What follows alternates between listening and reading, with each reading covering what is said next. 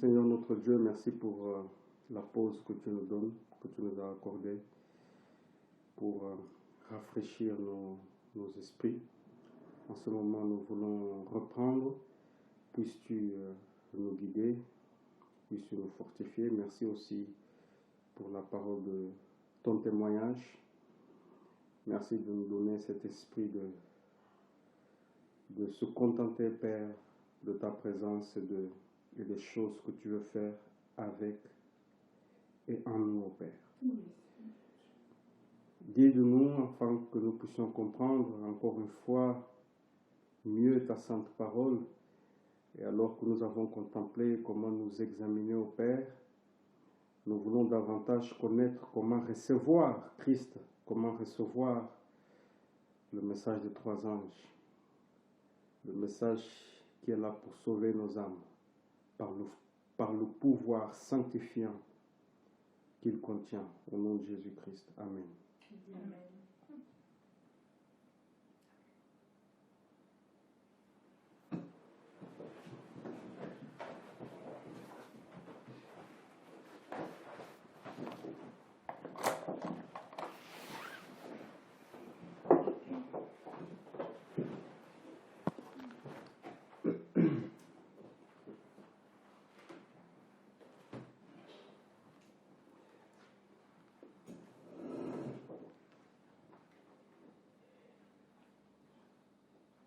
Nous allons reprendre le verset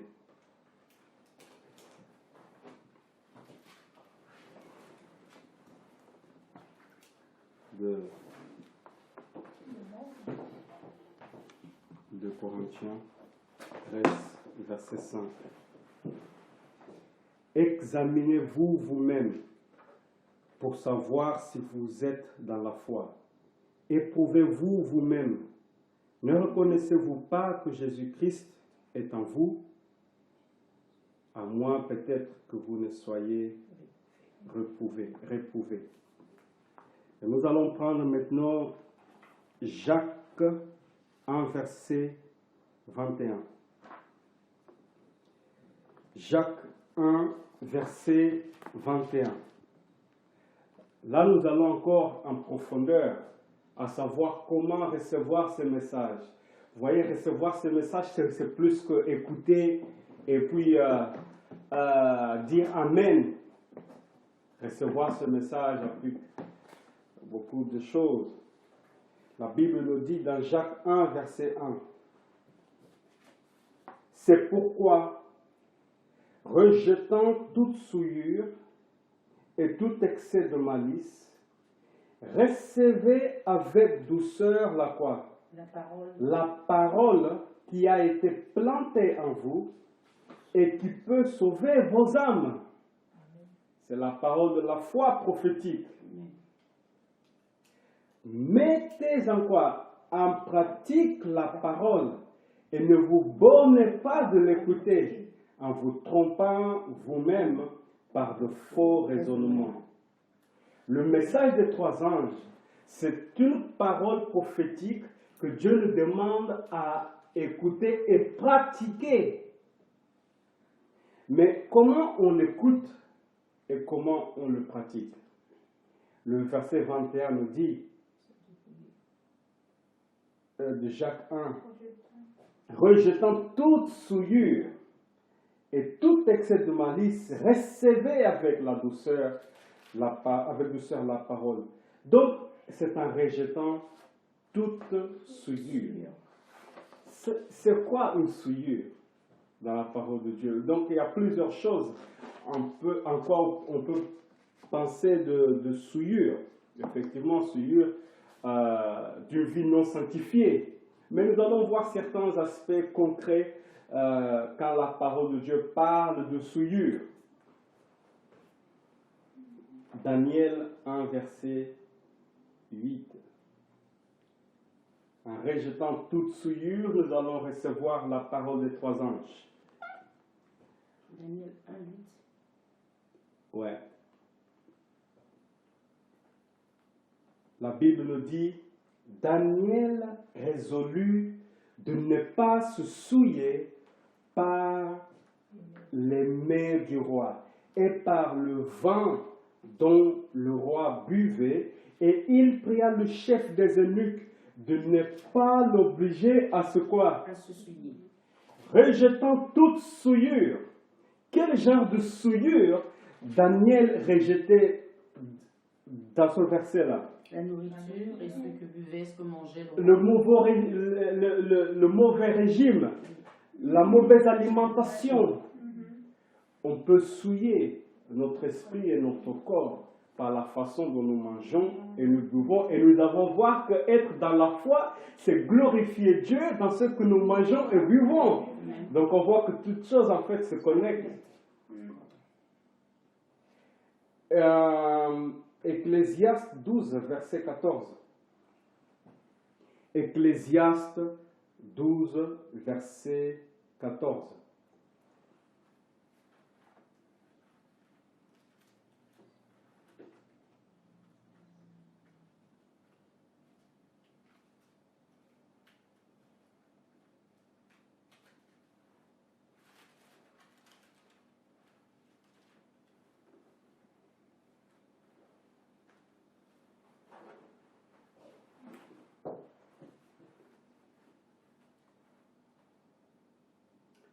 Excuse-moi, je crois que j'ai quelque chose.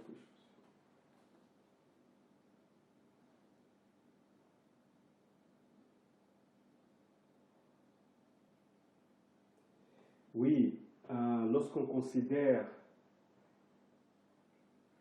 manger correctement pour garder notre corps en bon état, là on glorifie Dieu. Mais on peut, dans plusieurs aspects, ne pas prendre soin de notre corps de plusieurs façons. Il peut être par la nourriture, mais comme la parole de Dieu dit, en toute autre chose, ou en toute chose donner gloire à Dieu. Donc en plusieurs choses aussi on peut ne pas donner gloire à Dieu. Donc Ecclésiaste 12, 14 nous dit, du reste mon fils, tire instruction de ces choses. On ne finira pas si l'on voulait faire un grand nombre de livres. Et beaucoup d'études est une fatigue. Pourquoi? Le corps. Pour le corps.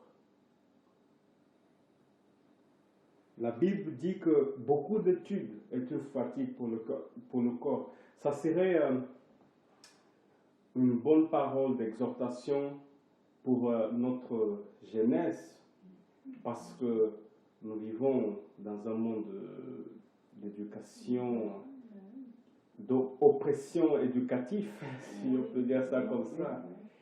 Et notre jeunes gens, nous avons besoin en fait d'instruction de Dieu en fait. Rappelez-vous que lorsque Jean et Pierre annonçaient l'évangile, ils ont reconnu qu'eux, ils n'avaient pas l'instruction. Or, ils avaient l'instruction du Christ, mais pas du monde. Et voilà, j'ai cherché dans mes notes pourquoi j'avais mis ce verset dedans. Oui, Mais maintenant, ça m'est venu à l'esprit. Pourquoi? Parce que Daniel était amené en captif avec les autres Hébreux. Et qu'est-ce que le roi a fait? Donc il a changé leur nom, mais aussi le roi a voulu instruire. Nous n'avons pas pris le verset qui explique ça, mais vous vous rappelez que le roi a voulu donner 3 ans d'instruction spéciale aux personnes les plus vives de l'esprit ou les plus intelligentes, dont Daniel faisait partie. Donc, et avec cette instruction, d'ailleurs il faut comprendre, c'est très important, il ne faut pas qu'on paraphrase ici. Ok, on va prendre Daniel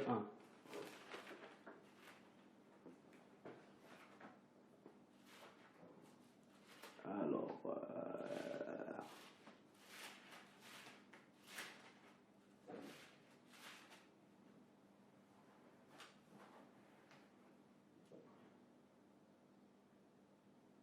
Regarde, à partir de verset 3.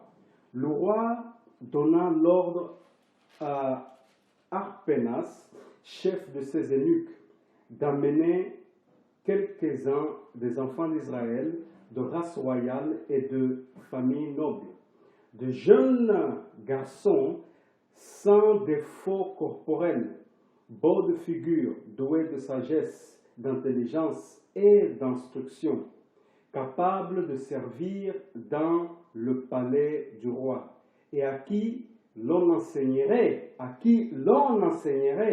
les lettres et les langues des Chaldéens. Donc, ils seront à l'école de Babylone, n'est-ce pas? Le roi leur assigna pour chaque jour une portion des mets de sa table et du vin dont ils buvaient, voulant les élever pendant 3 années, au bout desquelles ils seraient au service du roi. Donc, avec l'école, le roi a donné un régime spécial. Donc ce verset de Ecclésiaste 12-14 va très bien avec la notion de ne pas se souiller avec les mets du roi. Parce que qui dit souillé par la nourriture, dit aussi souillé par l'éducation. Et on voit dans ce verset de Daniel. Amen. Donc, beaucoup d'études est une fatigue pour le corps. La Bible nous dit dans Genèse 25. Nous allons prendre Genèse 25 et nous allons dans le verset 29 jusqu'au verset 34. Genèse 25, verset 34. Par une mauvaise alimentation, nous pouvons fatiguer le corps. Par une mauvaise éducation ou une façon de faire des études, nous pouvons fatiguer le corps. Amen. Genèse 25, verset 29 nous dit, comme Jacob faisait cuire un potage, Ésaü revint des champs accablés de quoi? Fatigue. Et Ésaü dit à Jacob, laisse-moi, je te prie, manger de ce roux-là, car je suis fatigué. C'est pour cela qu'on a donné à Ésaü le nom d'Édom. Jacob dit, vends-moi aujourd'hui ton droit d'aînesse. Ésaü répondit, voici, je m'en vais mourir. À quoi me sert ce droit d'aînesse? Et Jacob dit, jure-le-moi d'abord.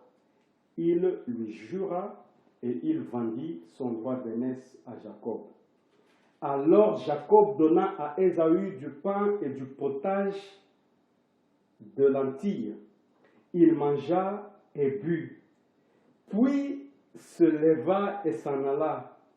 C'est ainsi qu'Ésaü méprisa le droit d'aînesse. En mangeant et en buvant. Il n'a pas donné gloire à Dieu ici. Il a vendu son droit d'aînesse. Mais qu'est-ce qui l'a mené dans la tentation pour vendre son droit d'aînesse? La nourriture, l'appétit. Mais qu'est-ce que le verset dit? C'est la fatigue. Nous avons lu que beaucoup d'études est une fatigue pour le corps. La fatigue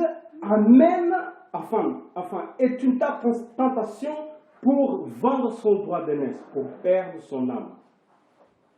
Ça veut dire que la parole de Dieu nous dit, en ce qui concerne l'école, pour les jeunes gens, pour tout le monde, si nous ne sommes pas à l'école du Christ, si nous n'étudions pas selon les ordres divins, il se peut que bientôt nous vendons nos droits d'aînesse. Une bonne éducation sur l'éducation et sur l'école est capitale pour le salut, surtout des jeunes gens. Très, très important. Parce que la fatigue nous amène à renoncer le droit d'aînesse. Mais il venait des champs. Il ne venait pas de la ville. Il avait une bonne fatigue, mais il manquait la maîtrise de soi. La tempérance. Vous voyez, je peux habiter dans la campagne, ce qui est une ordre divine, mais si je manque de tempérance, à quoi ça va me servir? Ça me serait égal d'habiter en ville. Vous voyez, la parole de Dieu, c'est une parole complète. Toute chose doit aller ensemble. Ce n'est pas à dire que la campagne n'est pas nécessaire, c'est nécessaire. D'ailleurs, c'est capital même pour notre salut. Nous devons aujourd'hui faire tout pour nous trouver dans la campagne. Mais notez aussi que lorsque la Bible dit beaucoup d'études est une fatigue pour le corps, or la fatigue d'Ésaü venait des champs. Ça veut dire que, selon aussi la Bible et l'esprit prophétique, la vraie école se trouve dans les champs. La vraie école que nous pouvons donner aux enfants, c'est dans les champs. Voyant comment les plantes poussent dans l'agriculture, travailler la terre, qui symbolise la terre de notre cœur. Comment on doit défraîchir le champ nouveau. La sœur White dit que dans les champs est notre classe. En fait, le champ, c'est notre classe. En contraste avec la classe du monde où on est enfermé pendant des heures.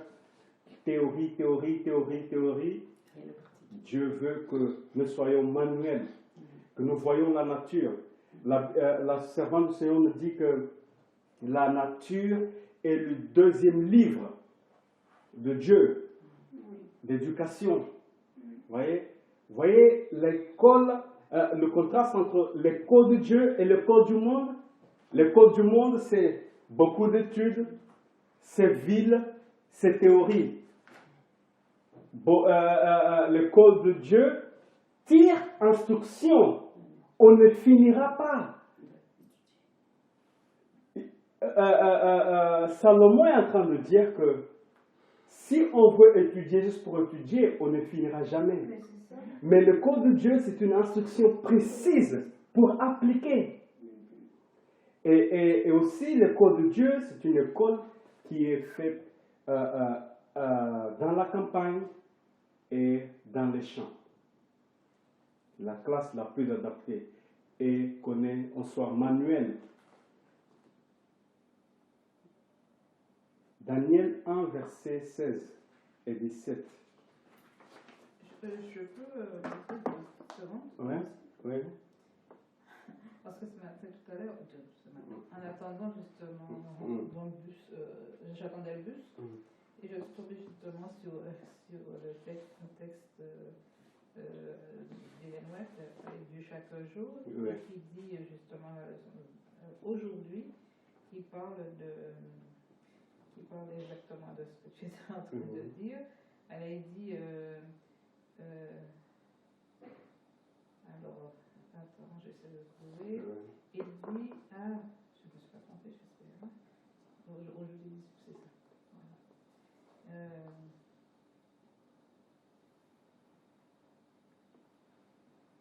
Alors, il dit quoi?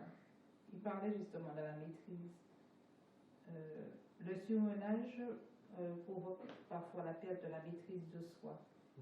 Mais l'Éternel ne vous contraint jamais à la hâte, jamais au mouvement compliqué. Trop de personnes se chargent de fardeaux que le Père miséricordieux, Père céleste, ne leur a pas imposés.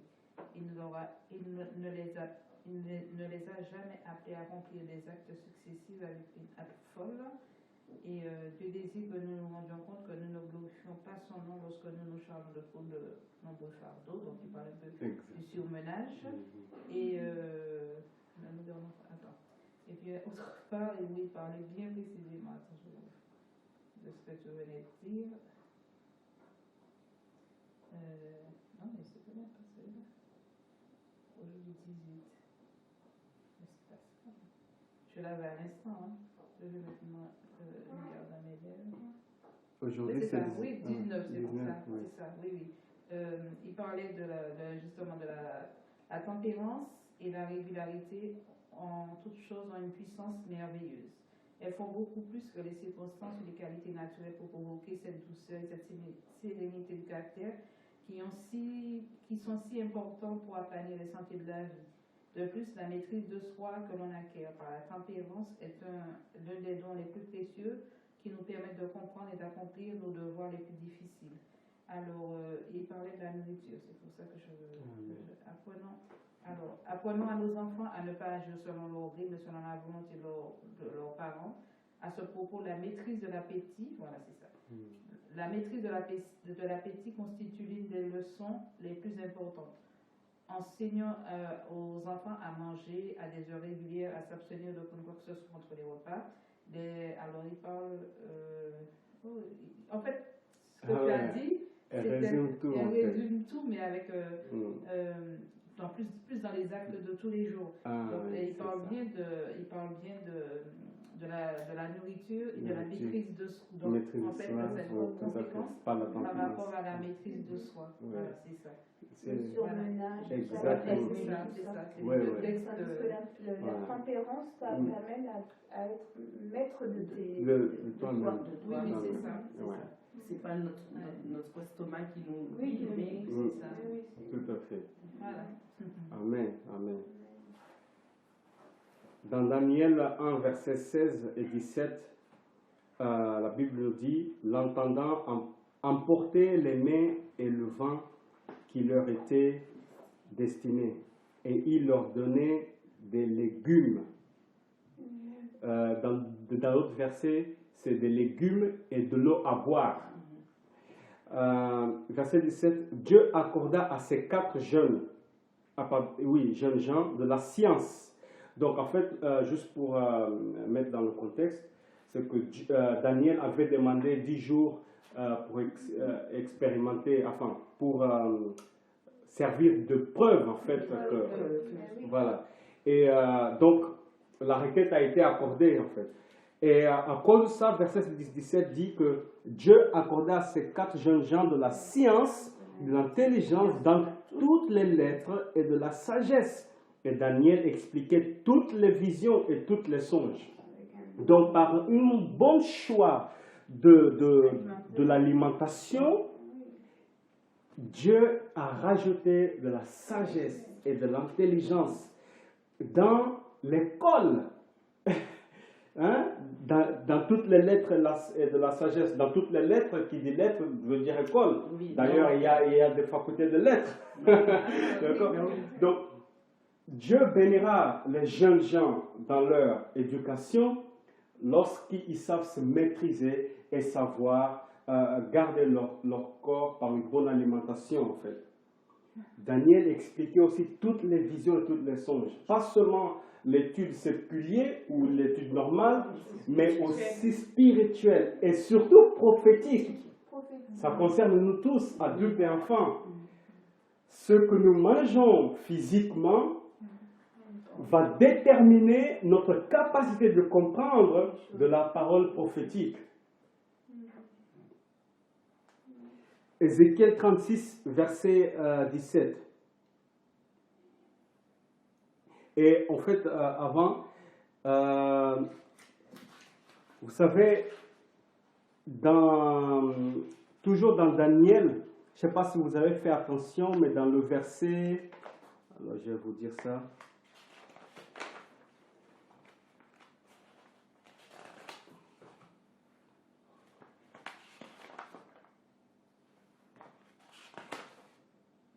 Dans le verset 3 de Daniel 6, nous avons lu dans les présentations précédentes, Daniel 6, verset 3, Daniel surpassait les chefs et les satrapes parce qu'il y avait en lui un esprit supérieur. Ici, on est dans le chapitre 6.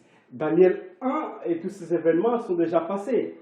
Et en conséquence, il a reçu un esprit supérieur. Pourquoi je voulais parler de ça? Parce qu'aujourd'hui, on a ce qu'on appelle des études supérieures. Voilà la différence entre l'école de Dieu et l'école du monde. L'école du monde se focalise dans des études supérieures, alors que l'école de Dieu se focalise dans l'esprit supérieur. Amen.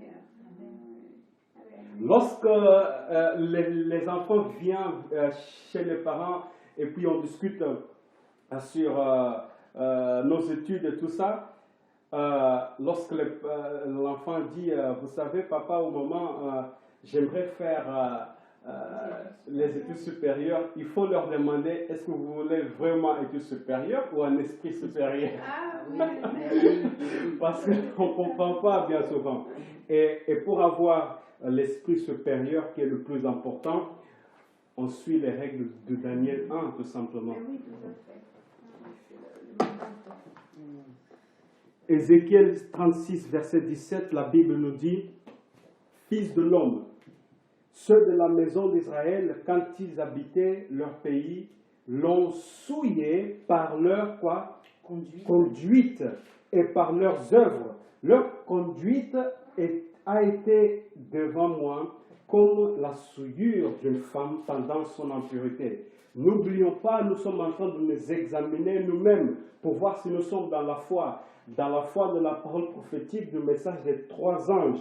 Il nous faut le recevoir avec joie.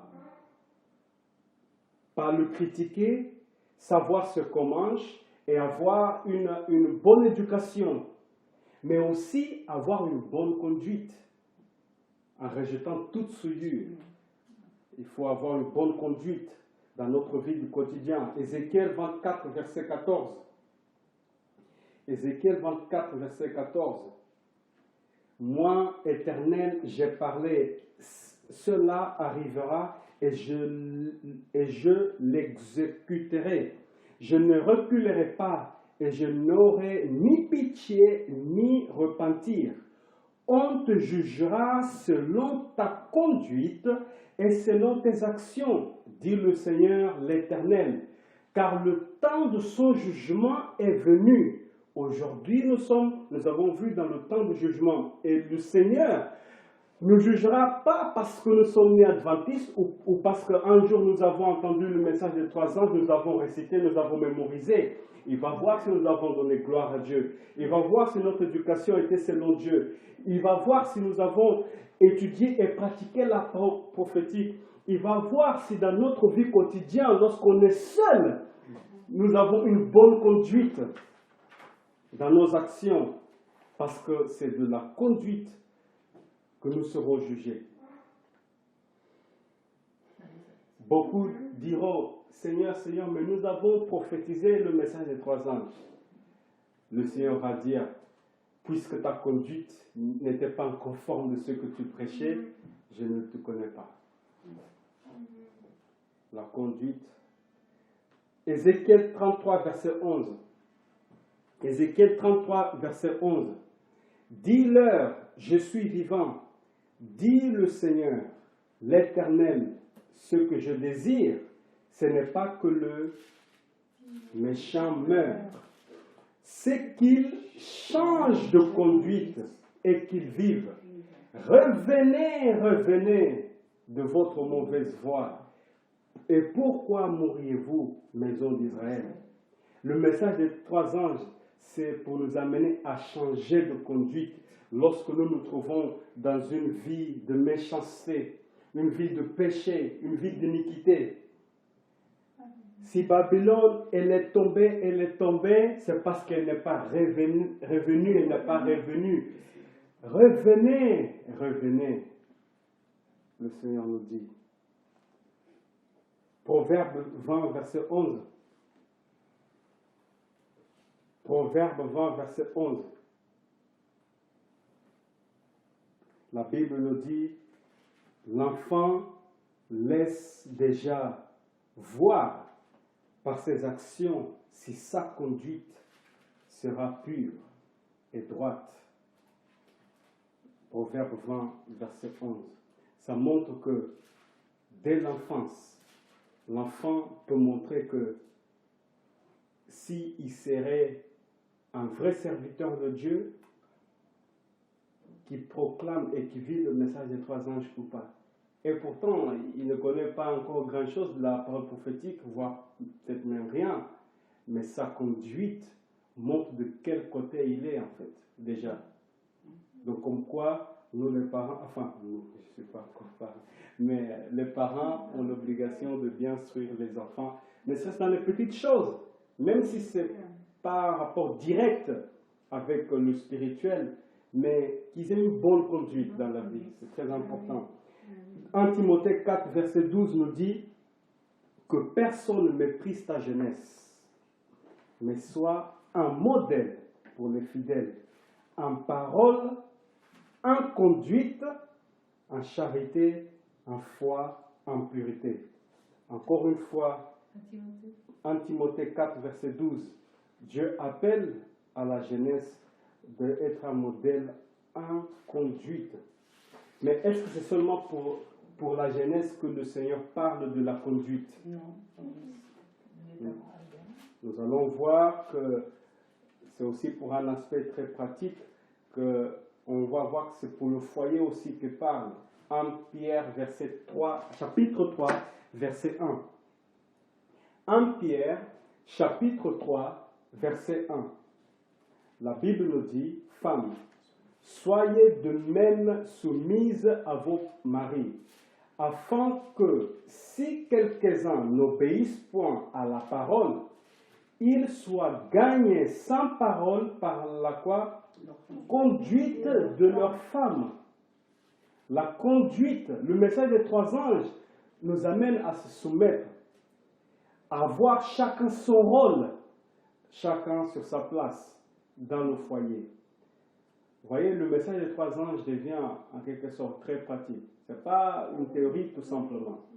Donner gloire à Dieu, c'est dans tous les domaines de notre vie. Quoi encore, nous avons vu une bonne conduite chez la jeunesse, chez le foyer, ou encore 1 Timothée 3, verset 15. 1 Timothée 3, verset 15. Mais afin que tu saches, si je tarde, comment il faut se conduire dans la maison de Dieu, qui est l'église de Dieu vivant, la colonne et l'appui de la vérité. L'effet du message des 3 anges, c'est d'avoir une église bien ordonnée, une église spirituelle, fort, fervent dans les bonnes œuvres pour le Seigneur. Amen. Amen. Savoir se conduire dans la maison de Dieu est très important. Mais cela dépend comment nous nous sommes conduits au foyer. Et cela dépend de quelle éducation nous avons grandi, dans quelle éducation nous avons grandi dedans en tant qu'enfant. Vous voyez, tout ça se suit. En conclusion, je vous invite à prendre 2 Pierre 3. 2 Pierre 3, verset 11 au verset 13. 11 au verset 13. Puisque donc toutes ces choses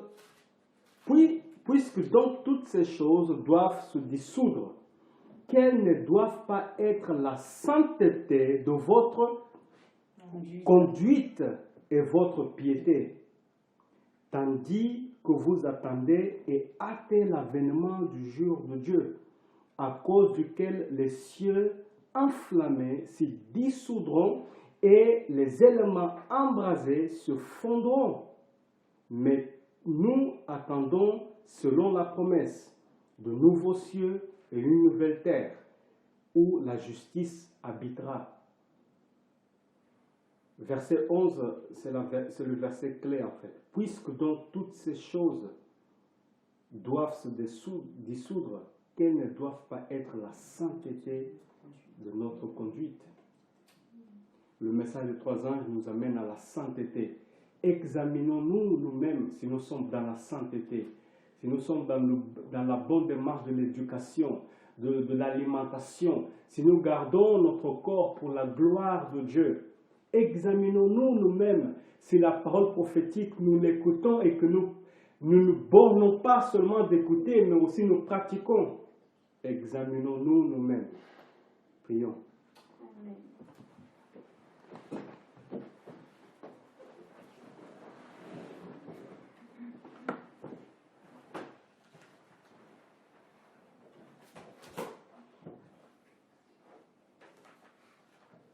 Père Céleste, nous comprenons que maintenant que te recevoir, c'est plus de écouter seulement ta parole. Te recevoir, c'est d'avoir une bonne conduite, c'est d'être un bon étudiant de la parole prophétique et aussi pratiquer les choses dont tu nous exhortes dans notre vie quotidienne. Te recevoir, oh Dieu, c'est recevoir ce pouvoir sanctifiant. Te recevoir, oh Seigneur, c'est de ne pas vendre notre droit d'aînesse. Seigneur, te recevoir, c'est connaître que bientôt toutes ces choses se dissoudront et que nous devons garder la sainteté de notre conduite. Père Céleste, merci pour toutes ces paroles. Nous savons que si tu nous fais connaître ces choses ou si tu nous rappelles de ces choses, c'est parce que c'est une promesse que tu les accompliras en nous, car le juste vivra par sa foi. Et nous avons la foi que tu nous conduis dans le chemin de sainteté. Merci, ô Dieu, pour toutes ces lumières. Au nom de Jésus-Christ. Amen. Amen.